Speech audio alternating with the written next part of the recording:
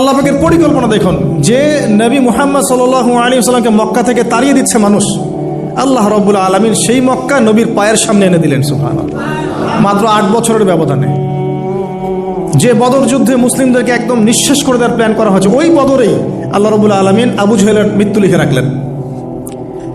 যে ইউসুফকে কুয়ায় ফেলে দিল তার ভাইরা, সেই ইউসুফকে আল্লাহ পাক সেখান থেকে কারাগার, রাজপ্রাসাদ, সেখান থেকে কারাগার, সেখান থেকে আবার নিয়ে আসলেন মিশরের পলিটিক্যাল পাওয়ার। আল্লাহর পরিকল্পনা। যে ইয়াসরিব একসময় ইহুদিদের দাপটের জায়গা ছিল, ওই ইয়াসরিব মুসলিমদের পরতলগত করলেন আল্লাহ পাক হিজরত করিয়া। বাদশাহ নাজাশী আবিসিনিয়ায়, আমি তো মালয়েশিয়াকে একটা আবিসিনিয়া মনে করি, এখানে মাশাআল্লাহ এরকম পরিবেশ আছে, শান্তিপূর্ণ ইসলামী পরিবেশ। বাদশাহ নাজাশীর এরকম পরিবেশ ছিল। বাদশাহ নাজাশী কিন্তু মুসলিম ছিল না, সে খ্রিস্টান ছিল। তারপরেও নবীজি বলতেন বাদশাহ নাজাশীর রাজ্যে কেউ জুলুমের শিকার হয় না, সুবহানাল্লাহ, যদিও সে মুসলিম ছিল না।